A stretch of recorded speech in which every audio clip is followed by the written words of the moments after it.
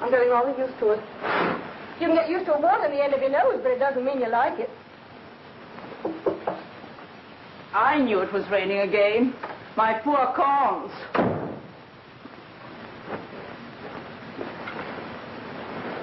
You mind, Carol, dear? If I get into your bed, I'm so lonely and chilly in my room. Oh, no, dear. Get right in. How are you feeling this morning, Aunt Lou? Not very well. My poor head. Yes, my head. Sure isn't your liver, darling? It was your liver yesterday. Was it? Maybe tomorrow all your teeth will fall out and you may break a leg. Wouldn't that be wonderful? Oh, your breakfast is ready, Carol. Thanks, dear. You've no idea how that woman needles me when you're out of sight. Oh, you just imagine that, Aunt Lou. Kate's a grand friend. I wish she was in Timbuktu. Oh, no, you don't. If it weren't for Kate, we couldn't afford this nice little flat. It's all very well for you. You're at a nice, comfortable office all day long. But I have to stay at home listening to her giving music lessons. Da da da da da da da da da da da da da da da da.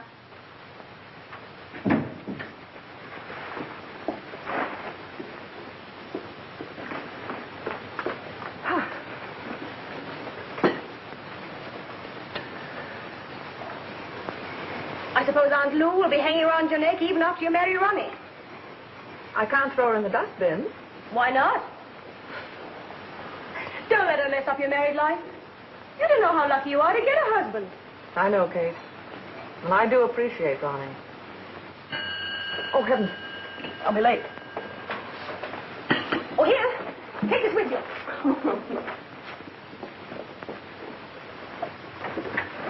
What'll I bring home for dinner? Mutton? I'll bleed if you do. Can't you think of something else? Liver. I feel as if I were carving into Aunt Lou. Well, how would you like some lobster, caviar, capon, and champagne? Get out.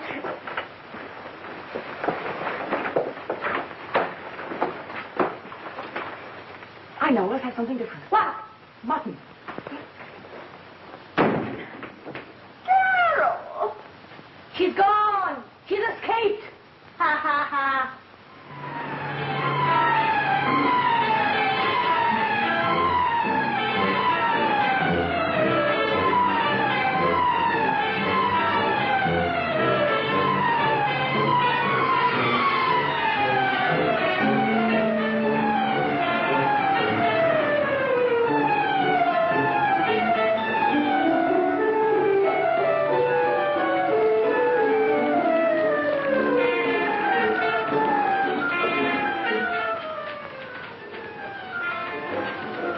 You are late, Miss Howard. I'm sorry, Mr. Treble. Why are you late, Miss Howard? I was looking at a hat. A hat? Yes, a hat. Well, well. On the foundation's time, you were looking at a hat. I'm sorry, Mr. Treble. That will be all for the present.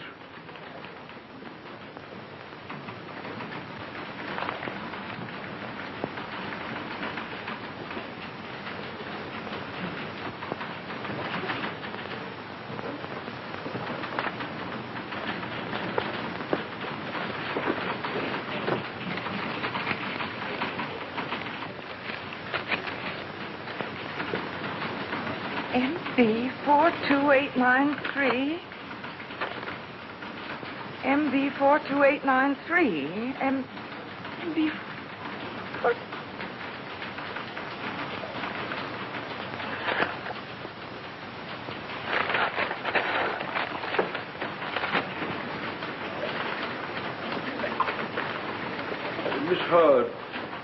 Miss Howard, in your report, would you please include... Miss Howard! Well, Hale!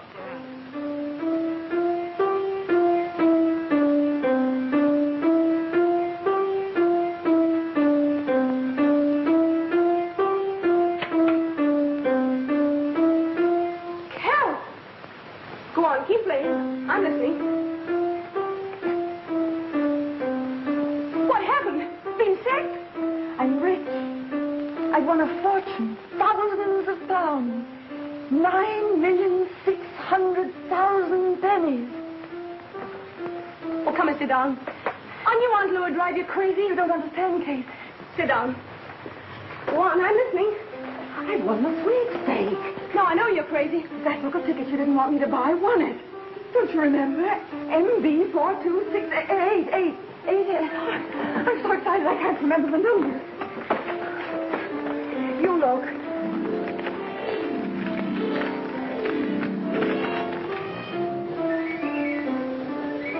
I can't believe it. Neither could I. But it's true. Thousands of pounds. Oh, think of it. I can't think. My brain's curdled. How's that, Miss Meadows? Oh, wonderful. Oh, marvelous, magnificent. Here, get your hat. Go home and never come back again.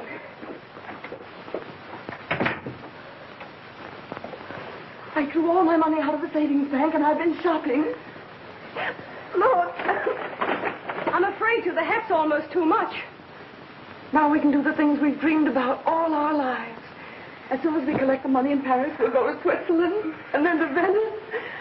And you can have your new piano and that tweed suit. And Aunt Lou can have a permanent way to spend the rest of her life in Brighton if she wants to.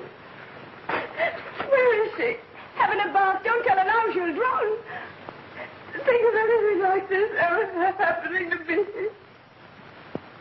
I'll make a cup of tea. Tea? Champagne.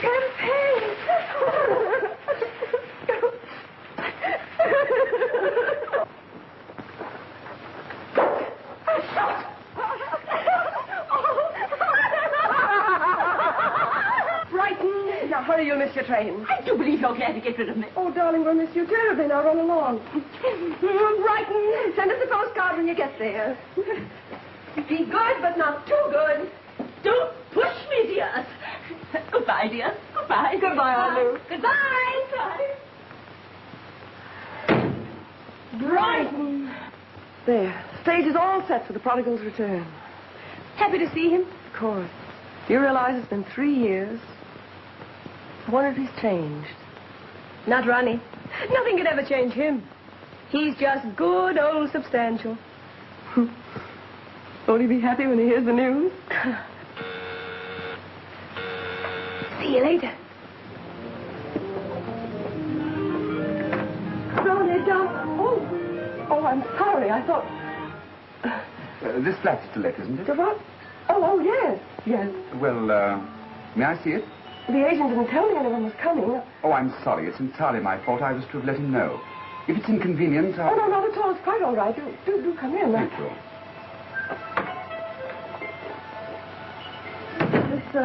This is the hall. It's rather an obvious remark, isn't it? But there you are. There's the hall. Will you, Thank you. And this is the sitting room. Very attractive. I see you like nice things. Oh, what a lovely Chippendale. Did you inherit it? In a way, yes. I picked it up one day at an auction.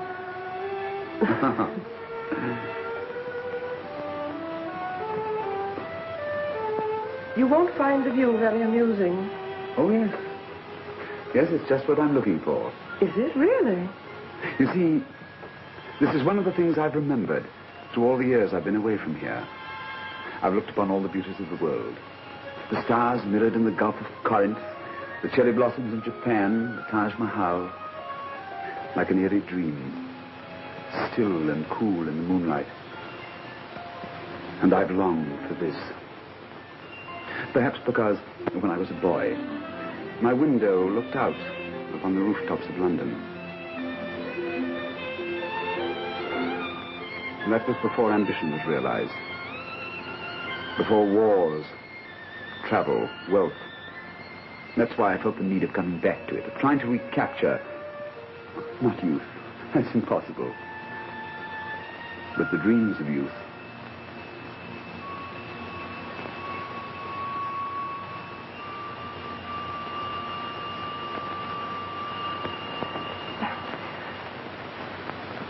Would you care to look at the kitchen? Is it a nice one? Quite. Then I'll take your word for it. I'm a bachelor, and I know a lot more about campfires in the forest than I do about kitchens. We have 2 bedrooms. I'll show them to you if you don't mind waiting just a moment. Thank you. Hello, Ronnie. It isn't Ronnie. It's a man come to look at the flat. Oh, thank goodness you cleared up this room. But don't you mean to light it out. I'm just going to pick up the tickets. When Ronnie comes, tell him to save a hug for me. Right.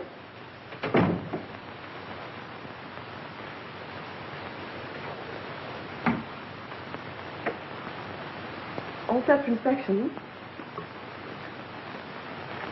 It's very cheerful.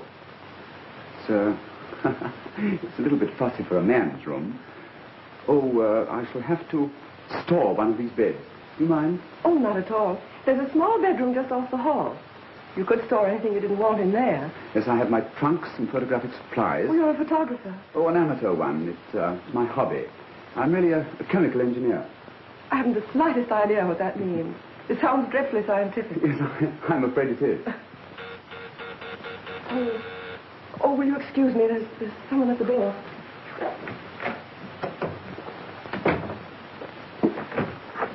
Darling.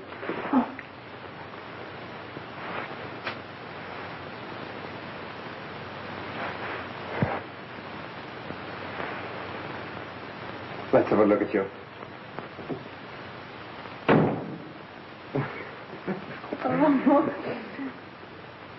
Oh, I'm so sorry. This is my fiancé, Mr. Bruce. Mr. Lovell, Gerald Lovell. Mr. Lovell was looking at the flat. Oh, how do you do? How do you do? Please don't bother about it now. I do like your flat, though. I'll drop back again a little bit later, if you don't mind. Oh, not a bit. Please do. Thank you. Goodbye.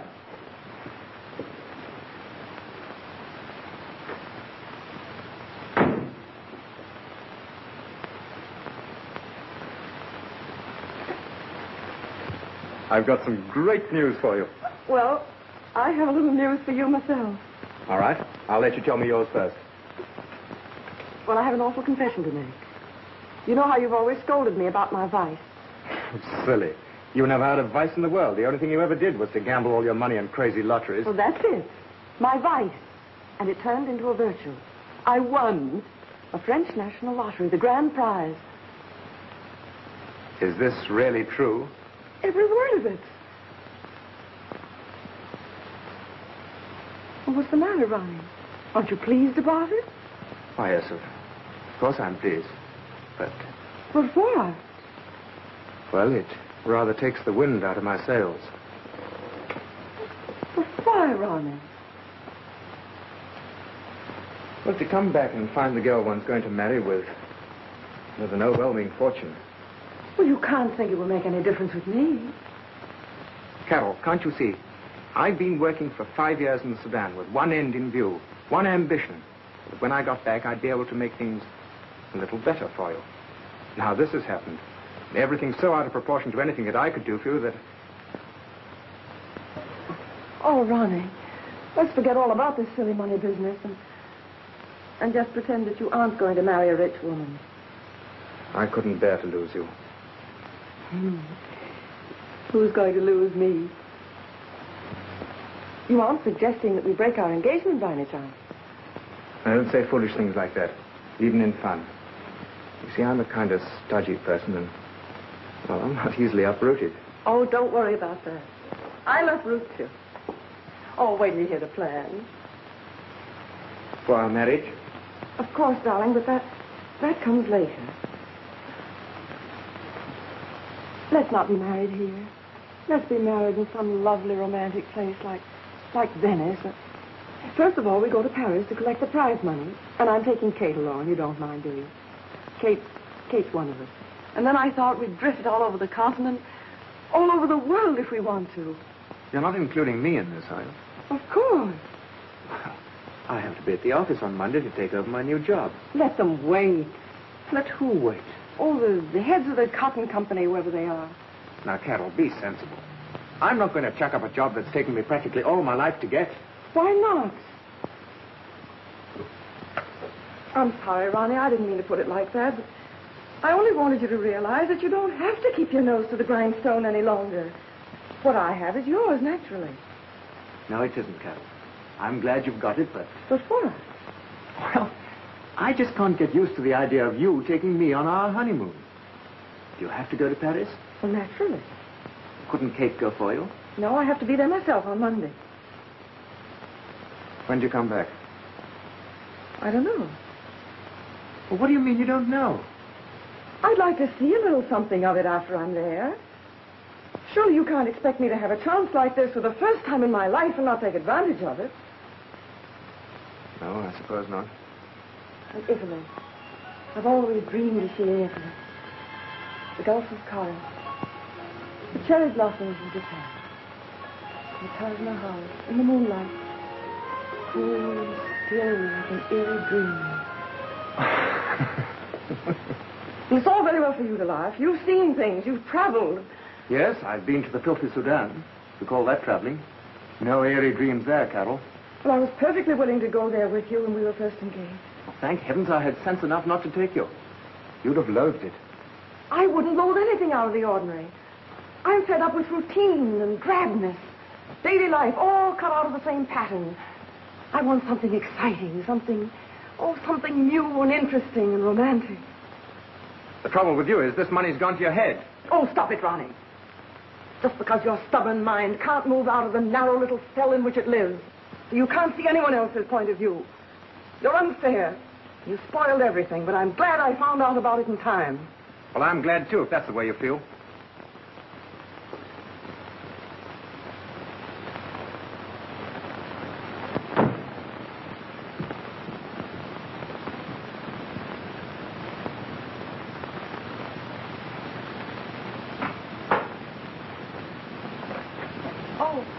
Shall I call him back?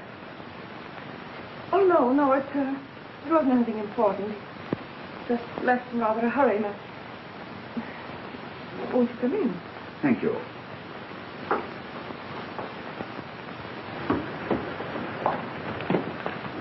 Ronnie!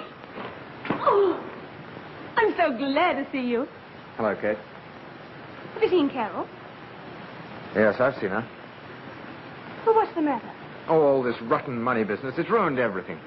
Go on. You two have scrapped ever since you were kids. Go back there. Take her in your arms. Tell her you're sorry.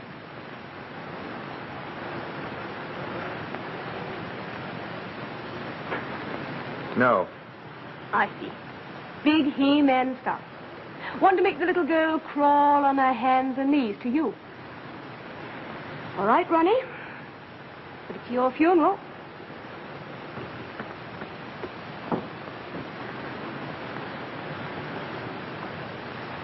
If you're only going to be away about 6 weeks, it seems hardly worth my while taking the flat.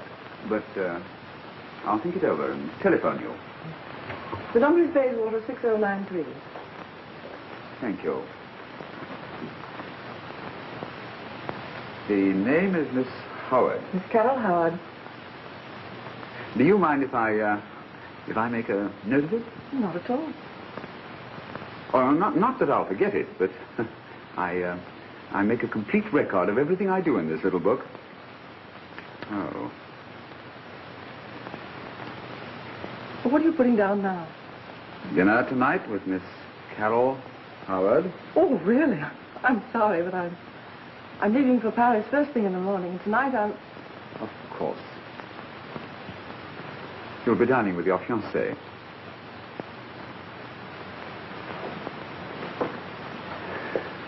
Thank you, Miss Howard, for showing me the flat.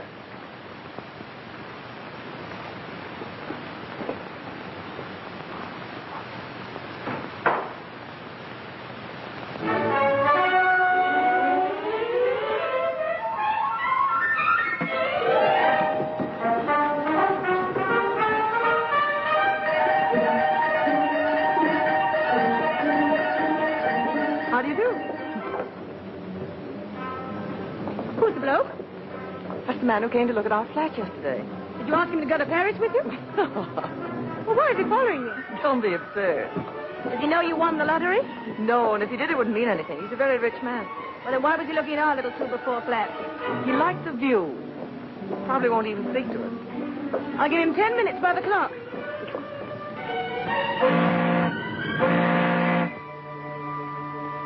Now that you've met Mr. Lovell, what do you think of him? I don't think. He's rather good looking, isn't he? So's a halibut. Oh, why did I bring that up? Well, you must admit he has beautiful manners. Never trust a man with beautiful manners. His just annoy me. But would you like him better if he walked right up and sucked you in the nose? If he did, I might go batty about him. Feeling better, Miss Meadows? Never felt better in my life. Good. I've brought you some hot chocolate and whipped cream, some toasted sardines, and a little French pastry. Excuse me. You dog.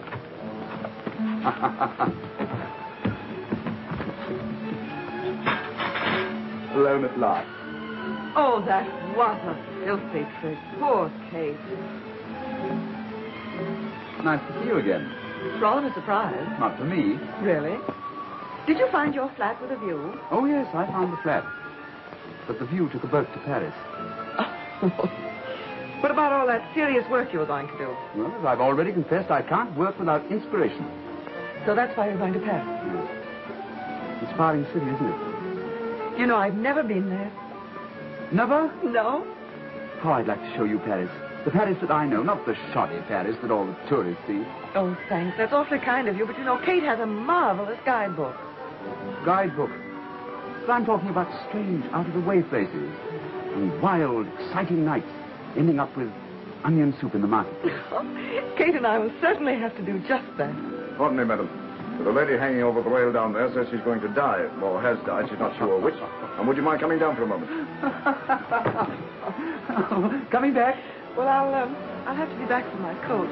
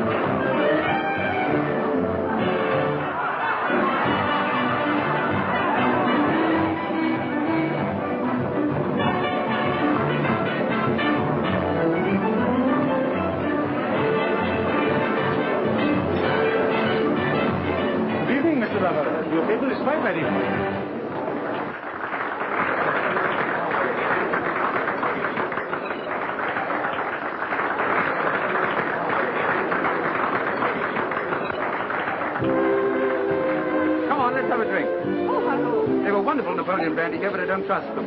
Here! Let's take a trip to the cellar. With pleasure, sir. I want to pick a bottle out for myself. Order supper while I'm gone, will you? Oh, must we leave again? Yes. Oh, I'm stuffed already. You just handed your heart to this fellow on a silver platter. Did I bow when I handed it to him? Bow. Scraped and curtsed. Oh, and I thought I was being so aloof. Just about as aloof as a friendly dog. Oh, well, that isn't what worries me, Kate. What I want to know is, do you see any silver platters coming in my direction? I see him bringing you the family plate. You do like him? I'm just crazy about him. He's certainly got that whatever you call it. You know, Carol, I think I better be trotting back to London before this affair turns into a triangle.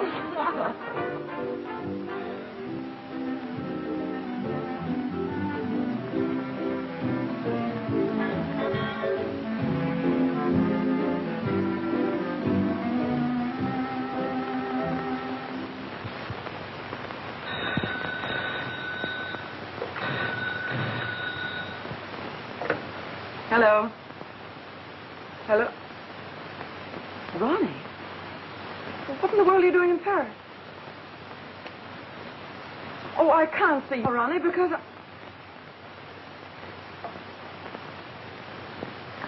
Well, maybe you'd better come up, and then I can explain. Right.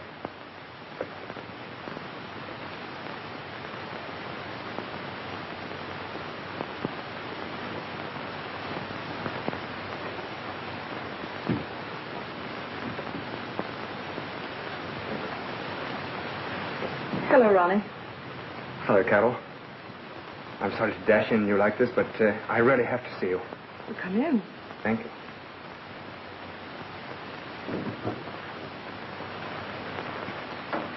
Bit different from the old flat in Bayswater, isn't it? Well, it is a bit. Are you enjoying this new life? To the full. I've been miserable without you.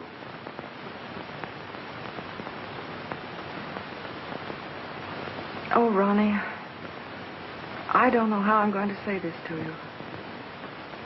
I think I know what you're trying to tell me.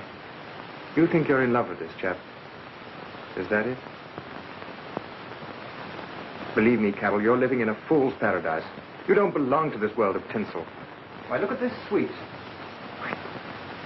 It's simply fantastic in its luxury. Maybe all right for a few days, but you're not the type to live this way. Letting a fella like Lovell make you think that this and all that goes with it is reality. Oh, poor darling.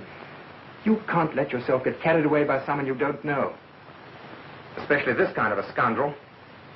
How dare you say that? You don't know anything about him. Neither do you, Carol. Don't be such a trusting little girl all your life. Unbelievable.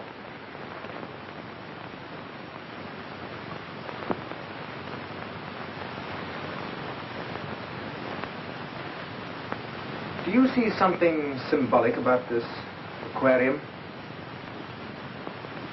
Look at those golden beauties, gliding with vain contentment through the crystal waters, completely oblivious of the fact that to the world they're nothing but poor fish. Ronnie, I think you'd better... Darling, come back to England with me before you're disillusioned and unhappy. This fellow's nothing more than a fortune hunter. Well, now, stop it. I won't hear another word against him. But you must, Carol. I've checked up on him. All these yarns he told you and Kate about his South American oil company. But they're true. They're not true. There is such a company, but they never heard of Lovell. They never even heard of him at the school he was supposed to have gone to, or at any hotel that he was supposed to have stayed at. Frankly, I got so worried that I turned the entire case over to Scotland Yard. You what? They'll soon get a line on him. Oh, Carol, come back with me. Don't get carried away by this foolish romantic whim. Will you please leave? But, Carol, Just... Hello, Bruce. Surprised to see you here. Darling, to be quite frank, Ronnie came here to rescue me from you. He had so much to say on the subject, he really didn't give me a chance to tell him that we were married this morning.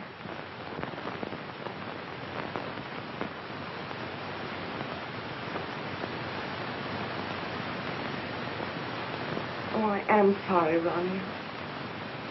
I wanted to tell you quite differently.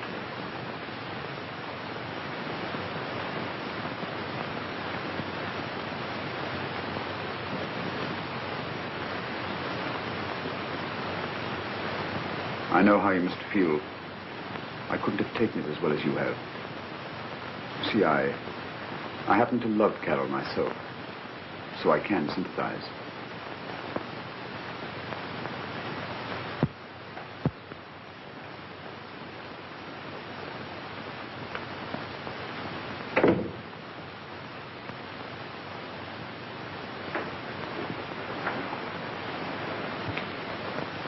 Oh, darling, I'm so sorry that had to happen.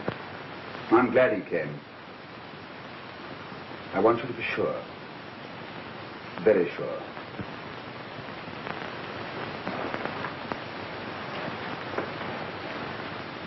It was my fault, rushing into a marriage like this. But I love you, and that's my only excuse. Carol, you should take time to think it over. And then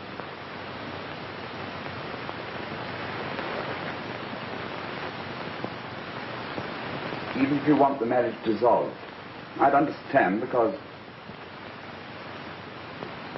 I do love you. And I always shall.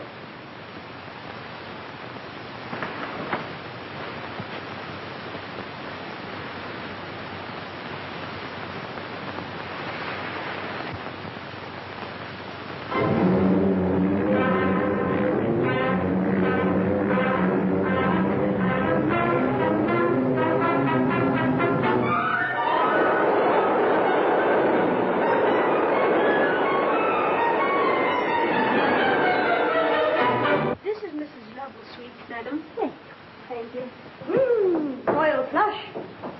Fancy looking out on Hyde Park. Bit fancy for my blood. Don't you think Carol should be here to meet us? Not at all. She'll pop up any minute. Doesn't seem very glad to see us after all this time. She will be so sorry about this pain in my side. Which side? The left. Ah, it was right last night. Well, the pain can float, can't it? Don't go telling Carol your troubles. Maybe she's got troubles of her own. What do you mean? Chocolates. You're not letting Ronnie turn you against Gerald, are you? I don't know. I've been doing a lot of thinking lately. Perhaps I made a mistake leaving Carol alone with him. If I'd have stayed there, she might not have married him. Then you are worried. I suppose I am. I'll know more about it when I see Carol. And if I find she's not happy... Ah. I'm afraid you'll find Carol ridiculously happy. Hello, Kate. Hello, Gerald. Nice to see you again. I suppose this is my Auntie Lou? She can't answer. She's got to get rid of the Adam's apple. It was Kate who said those awful things about you, not me. I didn't open my mouth. I don't blame Kate. She's a good friend and she's Carol's interest at heart. Won't you sit down? Thanks. Darling! Aunt Lou and Kate. Oh, Carol. My, you are looking fit. She has a pain in her side. Which side, dear? Well, it floats. Carol, darling, Kate's got a pain, too. Really? In her heart. She's been worrying about you ever since our marriage. Oh, Kate, I've had too much of heaven. Oh, I'm glad. I just wanted to check up on Joe. I wanted to see if he was doing right by our Nell. Oh, excuse me. Yes. It's for you, darling. Something about the house, I think. Well, I'll answer it in the next room. Right. Will you put this call on the other telephone, please? Thank you. Sit down, darling. We'll have tea up here. Let me look at you, Carol. Have I changed? No, but Gerald has. I don't think he's looking so well. He isn't, Kate. I'm worried about him. He had a heart attack in Venice. It was really quite frightening for a moment. You see, he was rather badly hurt in the war. And sometimes he gets the most dreadful pressure in his head. Yes, all right, I'll take care of it.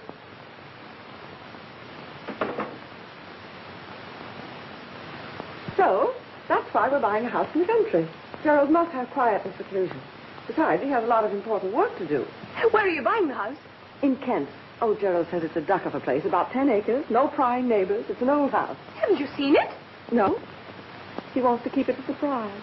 Sounds a delightful place to spend a weekend. How's Ronnie? Still pretty broken up. Poor darling. Of course, you can see now, Kate. I was nothing but jealous. I suppose so. Oh, come in. Don't order much for me, dear. My doctor has put me on a strict diet. Can you have tea? Assorted sandwiches? And a little hot muffin. Oh, yes. How about some pastries? That sounds very nice, dear. And you order whatever else you like. I'm going to go take off my bonnet. Wait up. Have you got those little meringue things? The chocolate and the cream and the cherries on the top. Gerald.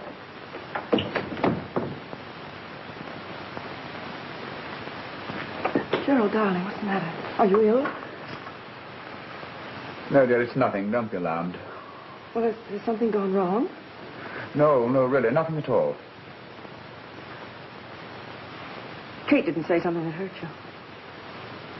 Oh, I suppose I shouldn't blame her. Oh. It's only that she's so fond of me. And now that she sees how happy I am... Of course, dear, I understand.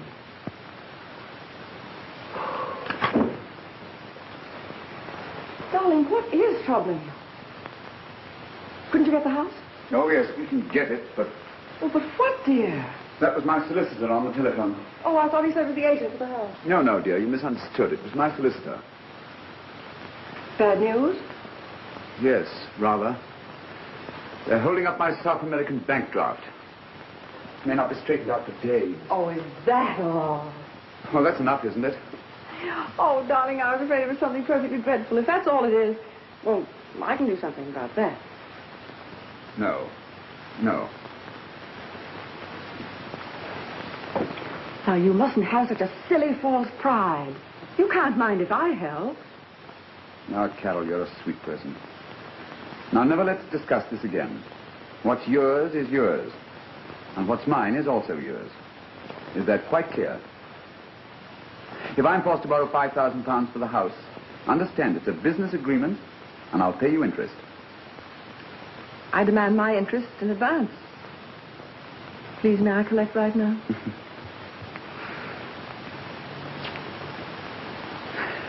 Now for the first part of this foolish agreement.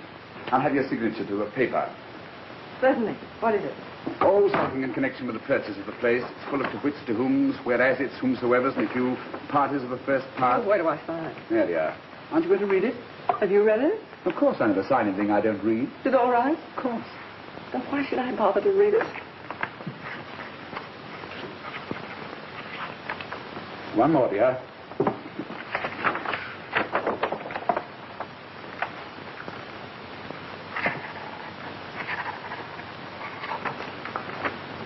Have tea with it? Delighted. You are, darling.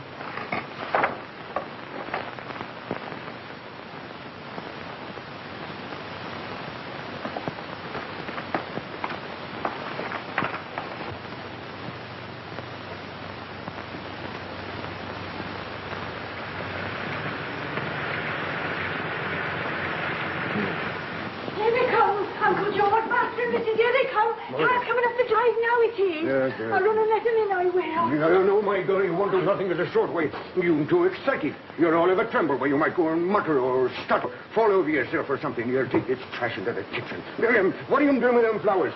Here we are. Home. Oh, Gerald, it is lovely. So peaceful, isn't it? Not a neighbor for miles. No cars, no telephones. In other words, the simple life. Will you bring the luggage in this way, please? Luggage. Oh, Gerald.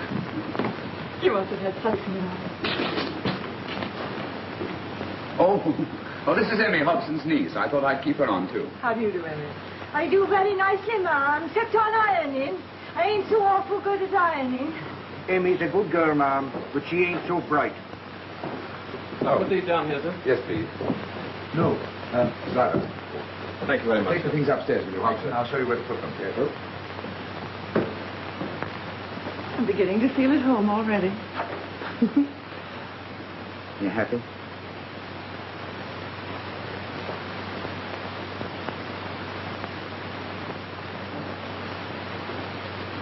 I'll be back in a moment.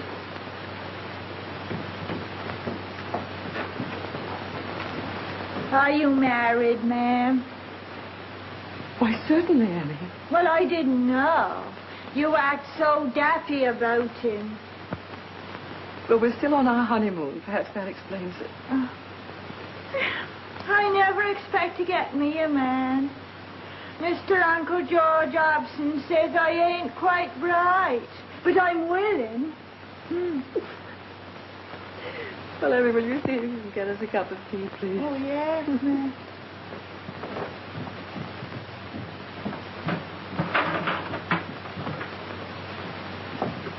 Oh, sir. I'm sorry, I quite forgot to tell you a parcel arrived for you this morning. No? Where did you put it? Why, in the cellar, sir. I told you to keep out of there. No one is to go into that cellar but me. No one. Why? Oh, Carol, I was just explaining to Hobson. The cellar is my own private property. My darkroom for photographs and experiments. So I shall have chemicals and things that are dangerous. Oh, please don't go blowing us up with a lot of old chemicals. I'm much too happy to want to die just yet. Don't worry. I'll be very careful. Hobson, you haven't shown Mrs. Lovell your garden. Thank you, sir. Yes. I'm afraid there isn't very much to show you, madam. But what there is of the flowering stuff to the left now...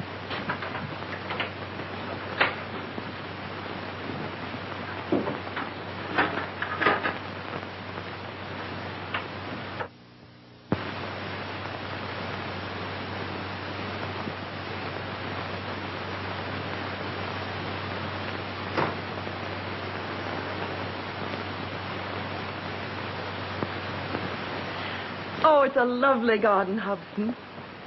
Oh, I don't know, Mum. Seem run down a bit.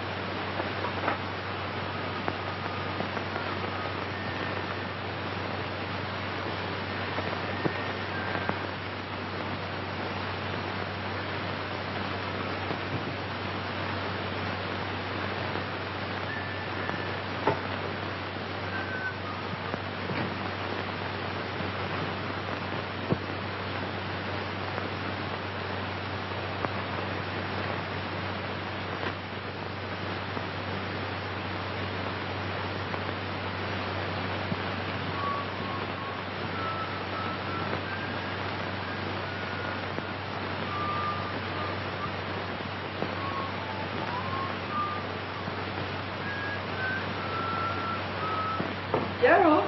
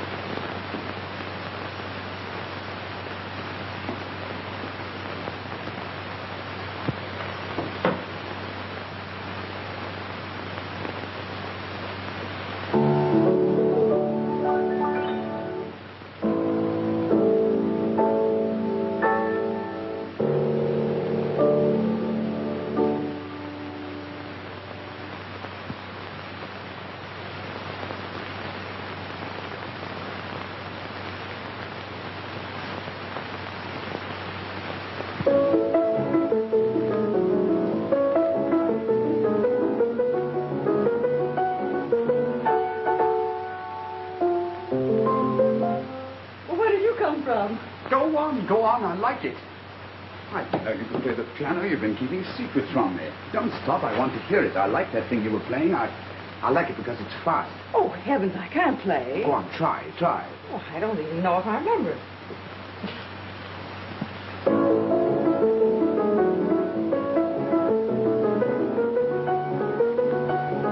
That's it, faster.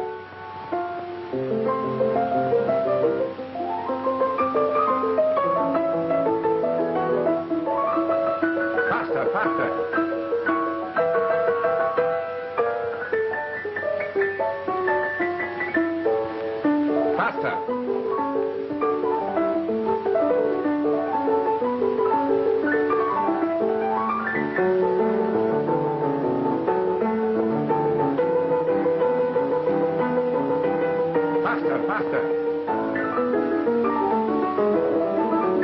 I can't, Gerald. If speed is what you want, I'll have to get you a mechanical piano or a gramophone. I have a portable gramophone downstairs.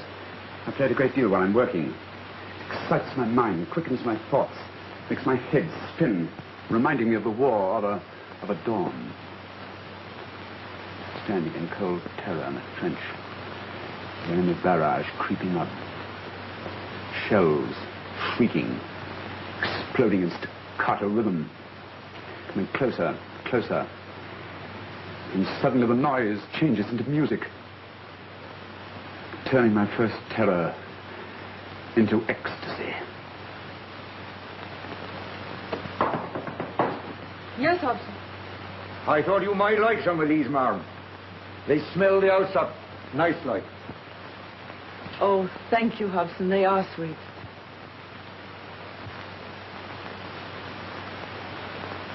Oh, Hobson, I found your pick and shovel. Did he, sir? Where were they? In the cellar. And here have I been blaming them gypsies.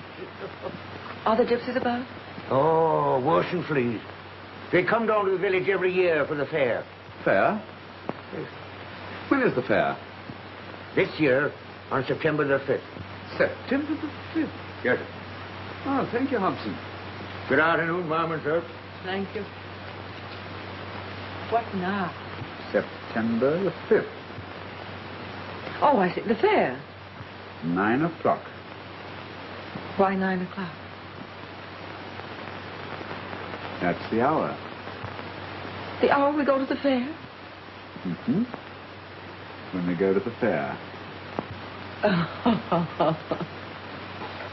Oh, Gerald, you paid £5,000 for the house, didn't you?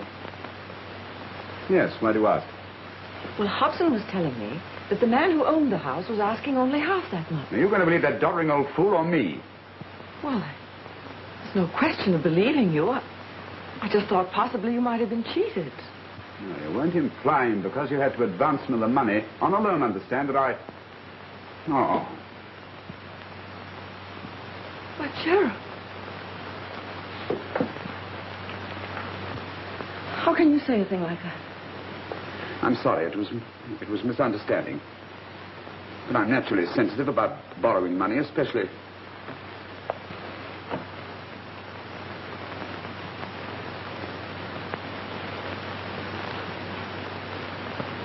Take out that little book. Why? I want you to write something in it. Now put down, today we had our first and last quarrel. I adore my wife. Do you? And I've got a present for her. A present? Mm-hmm.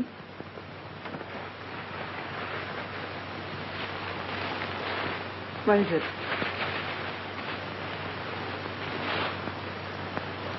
Gerald. Oh, how lovely. Oh, it's nothing very much. It's got a sentimental value attached to it. Wait a minute, I'll show you how it's worn. I bought it in a bazaar in Cairo. I'll take you there someday. Moonlight in the desert. Weird music. Mysterious. Emmy! Excuse me, ma'am. You nearly choked me. Sorry. What happened? Oh, look so pretty. Got me all fuddled inside. That's all right, Emmy. Don't let anyone disturb our happiness. Not that noisy Kate, nor Auntie Lou, nor anyone. I'll do my very best to keep them all away.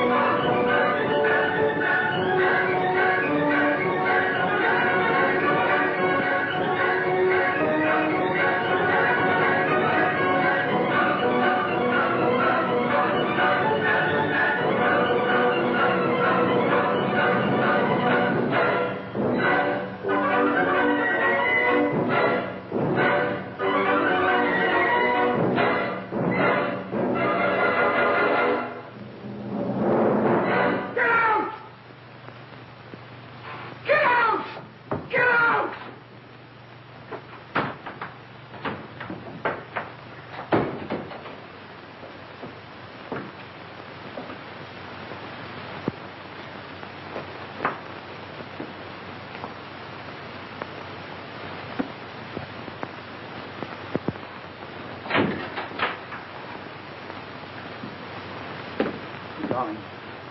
Darling, forgive me. It startled me so I didn't know what I was doing. Let go of me, Darren. Let go. Please, dearest. Please let me explain. I was so absorbed in my work. It's my nerves. They're almost at the breaking point. I didn't realize at first that it was you. Standing there in the doorway. Like a ghost. Yes, a ghost. I'll never forget the way you looked. Like a mad thing. Oh, Carol. Carol, beloved. Don't go away from me. Don't you see that I'm ill? Seriously ill. I don't know what it is. Something inside my head burns and tortures me.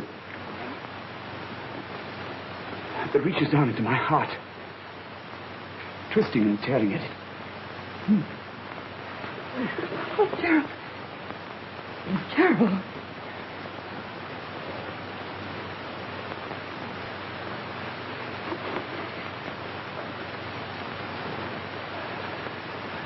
Don't be alarmed. It's nothing. Just one of those attacks. They go as quickly as they come. It's almost gone now. Gerald, you must let me send for a doctor. No. No, they're all cracks. I've tried specialists all over the world. They've never done a thing for me. Darling, if you love me, you'll let me send for one. Oh. I love you. You don't know what you mean to me. My happiness, my life. I need you, Carol. Never leave me, darling. Never. No, I won't. I won't.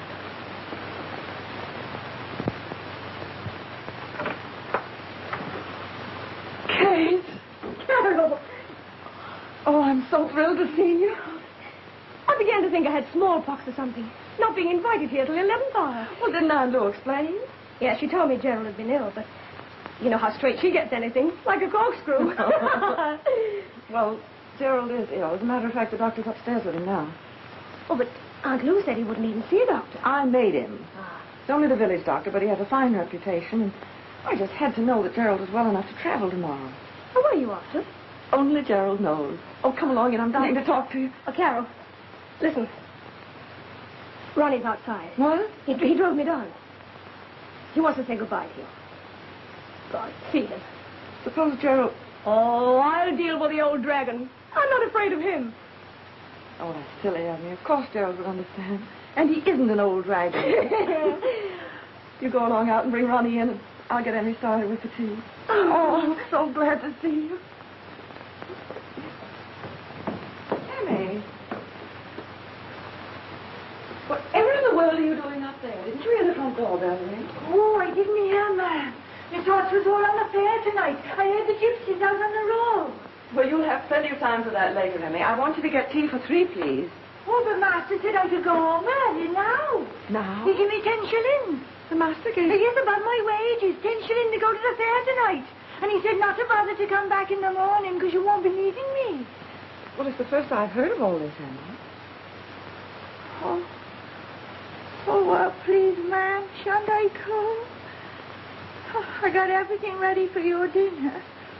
Oh, of course it's all right. Just put on the kettle and then you can go. Oh, thank you, ma'am. And you will take good care of things while we're away, won't you? Oh, that I will. You let me know when you'll be coming back. Yes, we'll give you good warning about that. Goodbye, Emmy. Goodbye, ma'am. Hello, Ronnie. Oh. Well? Well. Well, well. Now, let's get all these formalities over so we can all be ourselves.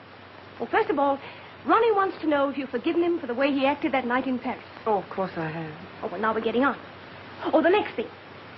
He wants to tell you that they didn't find out anything at Scotland Yard, so he told them to drop the investigation. Now, I wonder if there's anything else. Oh, Kate, I can do my own explaining. I know you can, but you take so long. We've got a lot to talk about, haven't we, Carol? Well, I should like to apologize to Gerald, may I? There's no need to apologize. He understands. Besides, he'll be down in just a minute as soon as the doctor leaves. I do want you to be friends. Goody, goody. Now, all that's settled, so let's sit down and relax.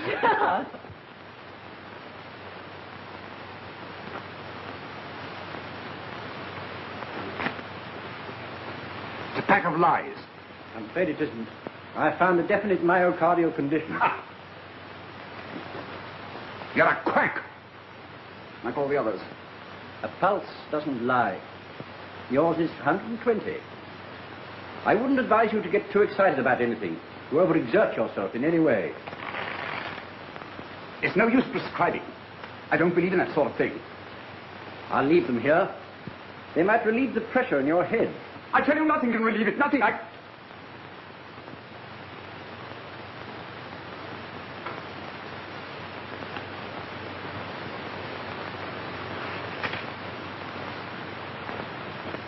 Interested in criminology? Oh, yes, I am. You'll find some remarkable cases in that book. I've made quite a study of crime myself. Happen to have this book in my own library, just published. Picked it up only the other day. Really, did you? What do you think of the Fletcher case? Extraordinary, wasn't it? 3 women. Must have been pretty relentless. Or mad. He could have been mad, you know. Oh, undoubtedly, he was mad. Then how do you account for his brilliance? Escaping the law. Turning up here, there, everywhere. Hello, where's Fletcher's photograph? Photograph? I don't think I've ever seen a photograph of him. I'm positive there was one in the book.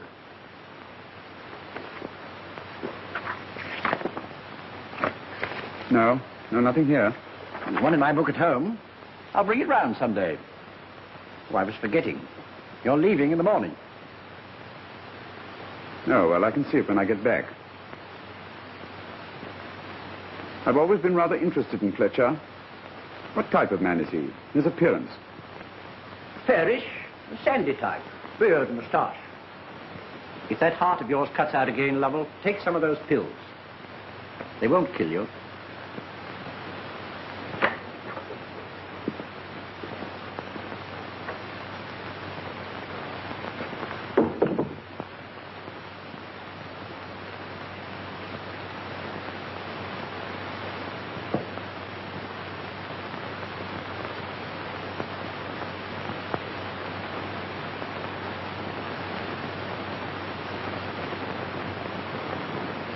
I don't want to worry you, Mrs. Lovell, but I wish you'd keep in touch with me. And if your husband should get any worse, call me in. Any time, night or day, and we'll get a specialist. Oh, thank you, Dr. Cooper.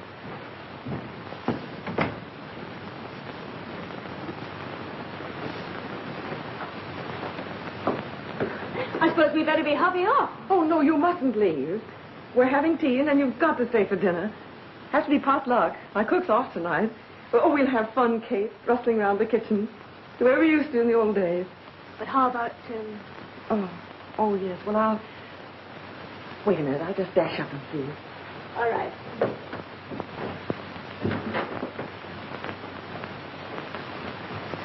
Feel better about things now?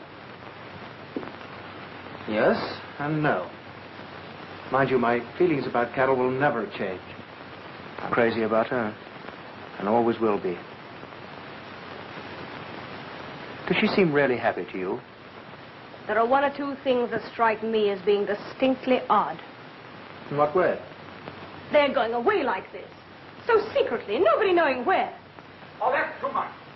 Take the bed and up another that man. No, I won't have it. Send them away. Send them away at once.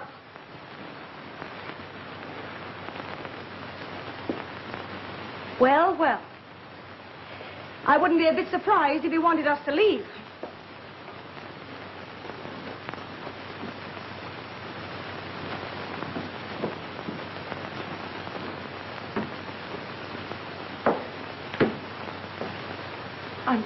I'm so sorry. You'll have to excuse Gerald. He's feeling a little off color tonight, a bit nervy and all that. Well, we understand. After all, it is a bit awkward, isn't it? We better be going. Oh, I can't bear to have you leave. It's been heaven seeing you.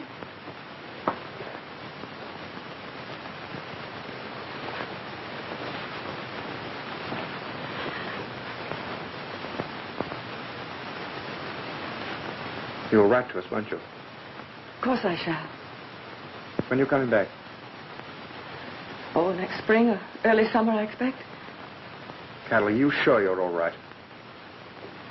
Of course I am, Ronnie. Goodbye. Take care of yourself. Bless you.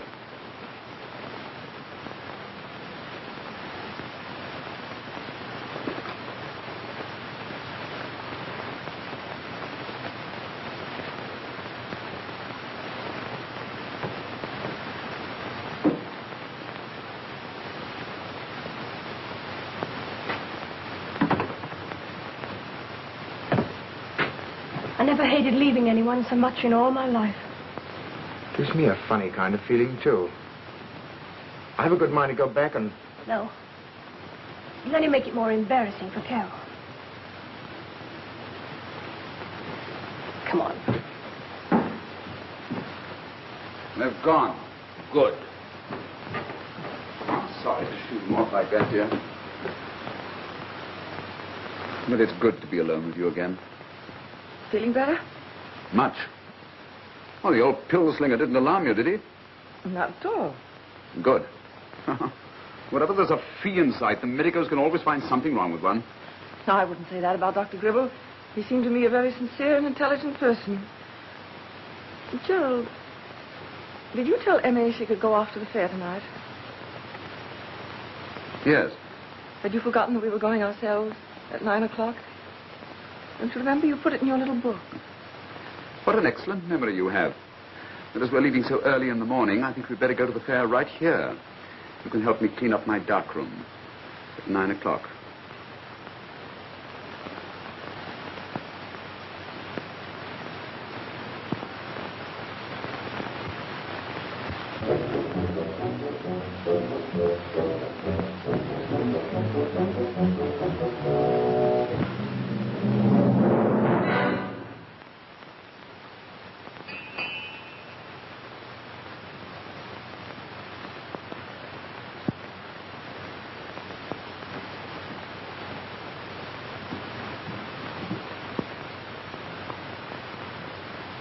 Dr. Gribble, come in. Good evening, Mrs. Lovell. I have to see a patient nearby, so I thought I'd run in and have a chat with Mr. Lovell. Oh, I'm sorry. Now, Mr. Lovell's just gone down to the village. Oh, then he must be feeling better. When do you expect him back? Well, I promised to have dinner ready for him at 8 o'clock. He'll probably be alone by then. What time do you leave in the morning? At the crack of dawn. Oh, then I'm afraid I shan't see him. I'll leave him this book. Oh, he has that one. Oh, it's a different edition, I think. He asked me about a photograph of Fletcher, a man who's mentioned in the book. I wish he wouldn't read that stuff. That's the one. Really? A murderer. He killed 3 women. Doesn't seem possible, does it? He looks more like a doctor or a scientist. Not a doctor, I hope. Strange. I must have seen pictures of him somewhere before. Newspapers, I expect. Won't you sit down and wait for Mr. Lovell? No, thanks. I must get along. Well, you'll probably pass him on the road. I hope so. Don't you bother to come to the door. Good night. Good night. And thank you. Good night.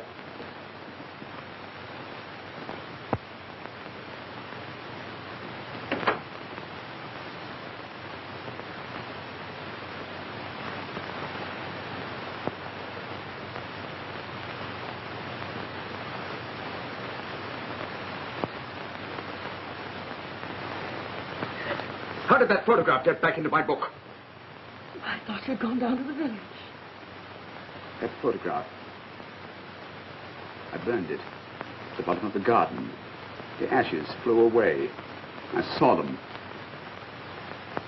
How can it have got back? Tell me. Don't look at me like that, Gerald. It's perfectly simple. Dr. Gribble was just... Ah. So that's it, is it? A conspiracy, you and Gribble. So he's in it, too. What are you trying to find out? Why are you asking me all these questions? Tell me. I haven't asked you any questions. Give me that book. Give me that book. What's the matter with you? What are you staring at? You startled me. What do you mean I startled you? Why are you startled? Perfectly natural, isn't it? You fly into a violent rage over a book that Dr. Gribble has just brought 5 minutes ago. I thought you'd gone to the village. I told him... Oh, so this is old Gribble's book, is it? Of course it is. Then why didn't you say so before? You really didn't give me a chance. You flared up at me. So I thought you were going to be ill. That's why I was so frightened. Oh. Yes, I see. I'm sorry. It was silly of me. No. Silly of me to be such a baby.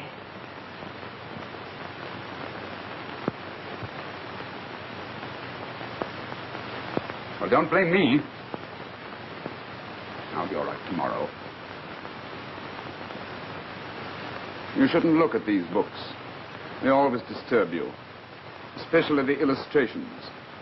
That's why I destroyed the photograph in my copy. Well, we'll get rid of this one now, shall we? And this time, we'll make sure of it.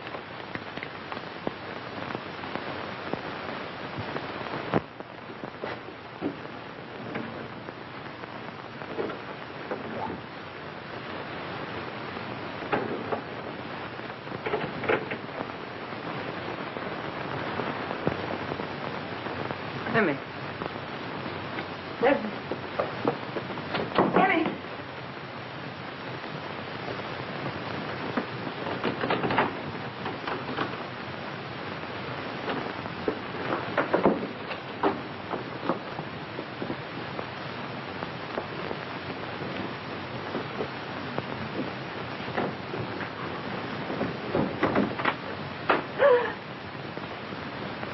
Hello, my dear. Where are you off to? Just going into the garden. Why? To get some flowers for the table. Oh, no, my precious. I wouldn't think of letting you wander in the garden alone. There are a lot of undesirable people about. You know what it is with fairs, gypsies and so on. Heaven knows who may be prowling around. We'd better be on the safe side. Yes, you're quite right. I'll just get on with the dinner. Wait a minute, I want to help you. What's the matter? Nothing, I just... Well, of course, you need some food.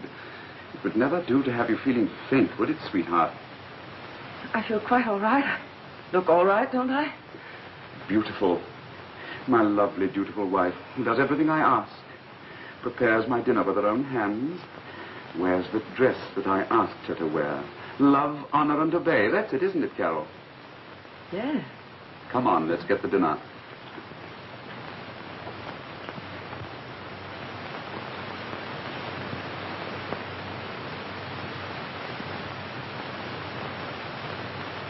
Excellent supper. I'm glad you enjoyed it. Have some more brandy. No, thank you. I still have some here. You know, I believe you're trying to make me drunk. You couldn't do that. I've got a very strong head. And it's always a pity to drink too much at moments like these. It deadens the appreciate... Funny sound. Hear that? It deadens the appreciation.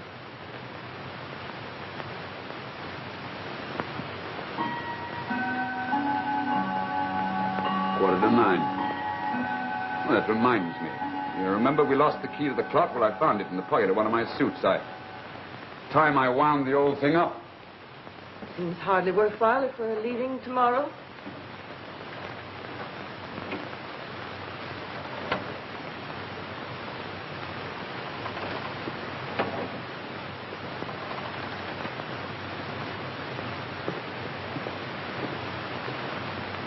It always gives me a strange sort of thrill to see the minutes slipping by, one by one.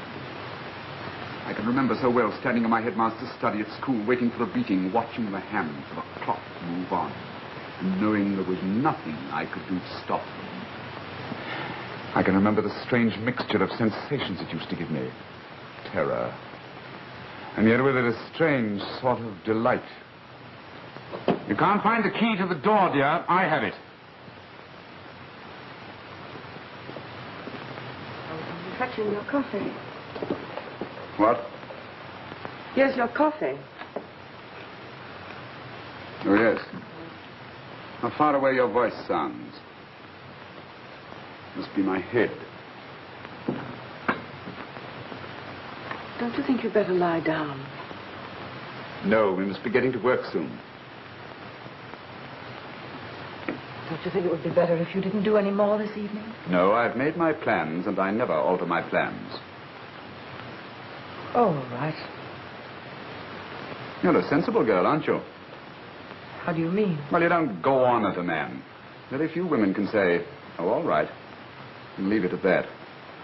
And then most women are fools. Do you think so? I don't think, I know. Born fools. And woman's weakness is man's opportunity.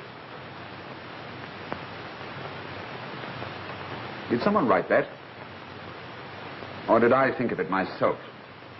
If I did, it's good. It's very good.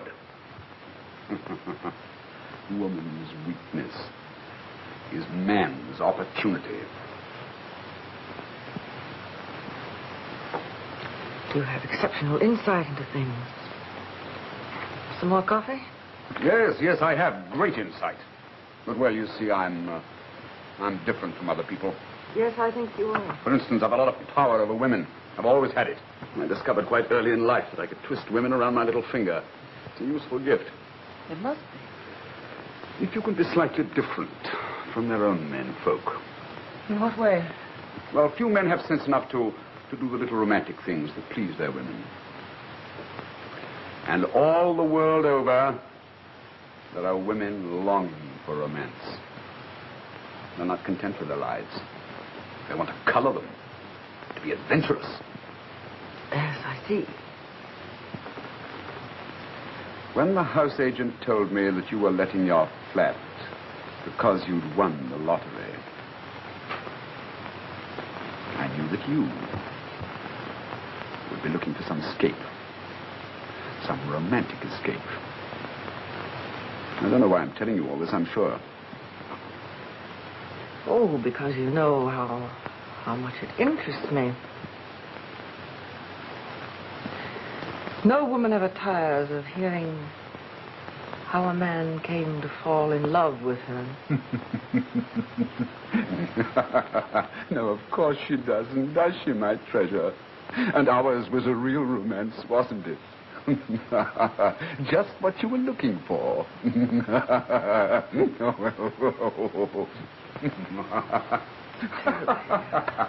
Stuffy in here.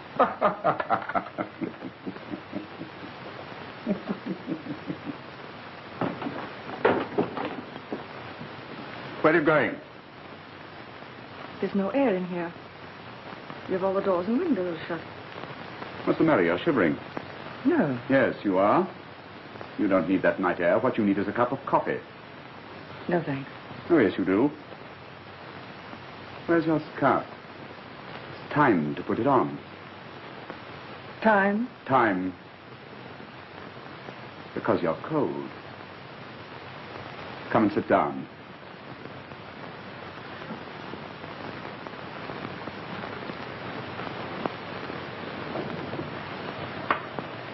I'll get it for you. I don't need it, really. Sure.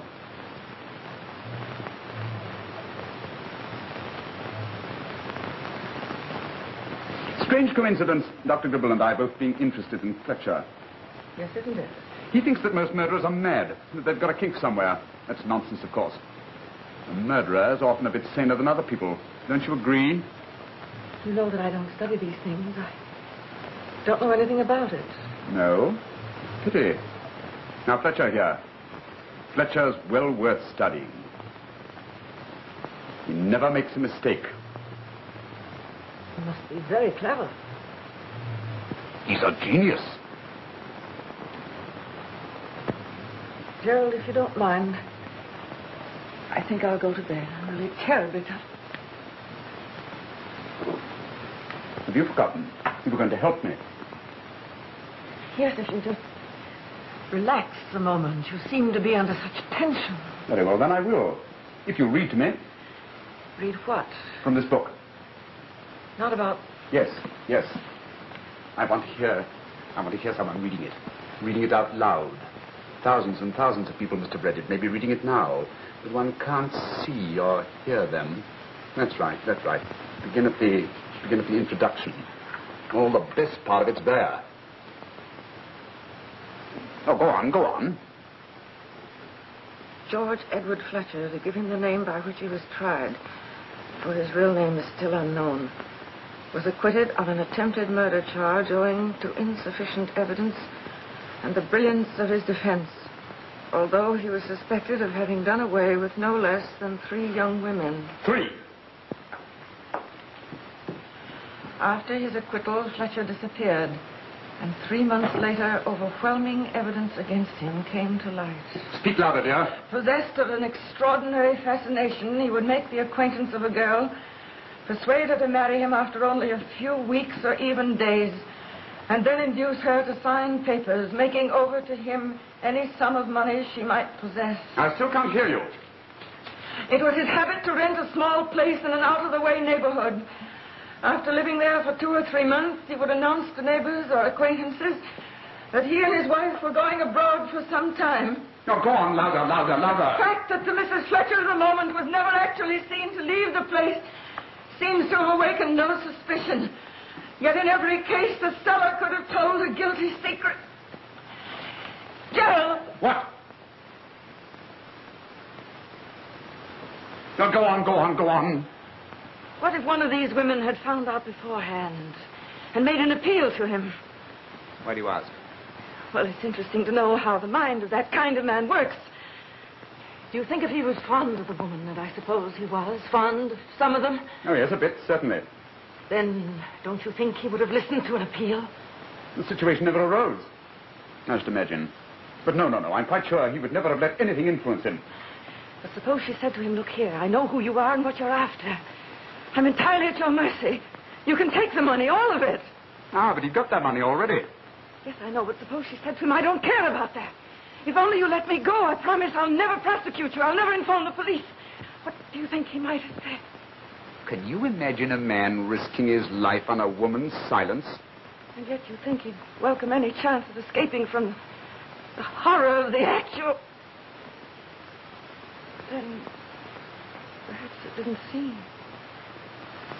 Perhaps there was no horror in it for him.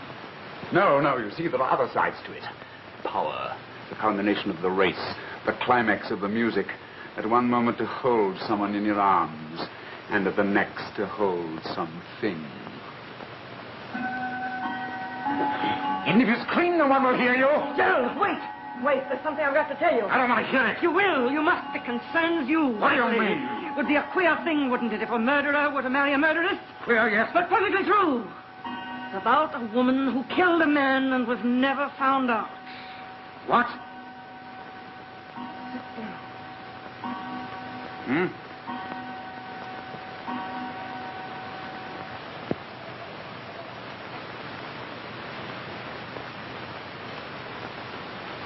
Well, what are you waiting for?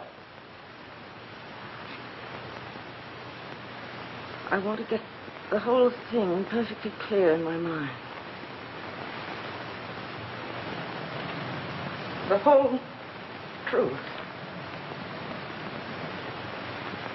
You see, it's my own story, Gerald. Your story. I killed a man, and I was never found out. You have. No one knew about it except my mother. When was this? When I was 18. I was his secretary. He had money. I was terribly tired of being poor, and this seemed a way out. I loathed him. He was mean. He was years older than I was. But I'm married. Well? It was really he who first put the idea into my head. He used to say to me, if we're careful with our money now, there'll be all the more for me to leave you. Where did all this happen? On the East Coast. Horrible little place. The wind never stopped blowing. Go on, go on. I turned plan after plan over in my mind. And then finally, my opportunity came. What was it? Poison? Women usually use poison. No. It was much safer than that. That winter he had pneumonia. I pretended to be heartbroken. It deceived everyone. I insisted on taking care of it myself. Ah, yes, that was clever of you. And one night when I was alone with him, I realized the crisis had passed. That he was going to get better. I walked over to the window. I can see myself now, standing there. The frost had made such pretty patterns on the window pane. I stood there, trying to make up my mind. You opened the window. The air was like a knife.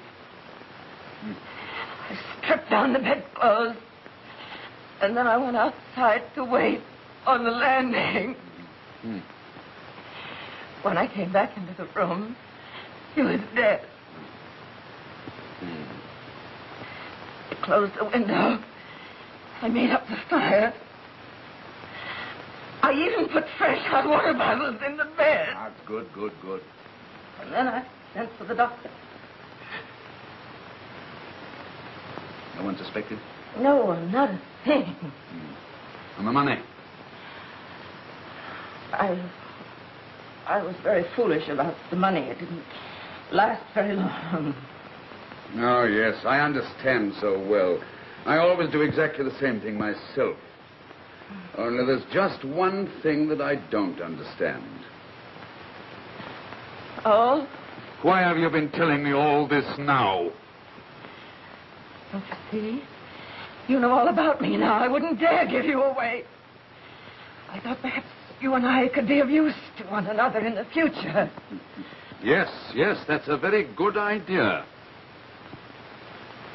If only there were a grain of truth in your story. Very clever of you, Carol. Arousing my interest and trying to put me off, but I happen to know that story. I've read the book myself. I remembered it the moment you told me that bit about the frost on the window panes. I remember that bit about the hot water bottle struck me as being such a good idea when I read it. You! You! Opening the window and waiting for him to die. You don't think I believe that story, do you? No! Not for one moment did I expect you to believe it. I didn't care whether you believed it or not. What? You've forgotten one thing, you wonderful genius. I didn't drink any coffee. Coffee? What's that got to do with it? I only wanted to hold your interest for a little while, to gain time. Time for the stuff to work. Stuff? What stuff? You're right. It was a funny coincidence that Dr. Gribble should bring me that book tonight. Gribble? He gave you... Yes. Women always use poison, don't they? Now, you mean to choke you, isn't it? You're deathly pale. It's beginning to paralyze you. You can't move, can you? You can't move.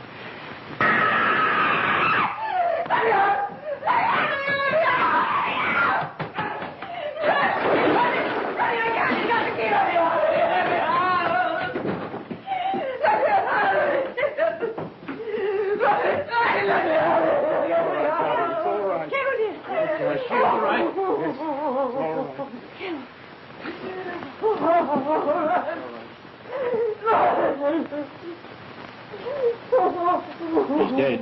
I'm positive this is Fletcher. Strange that we both had the same misgivings about him. I made him think I'd find it. Brave woman.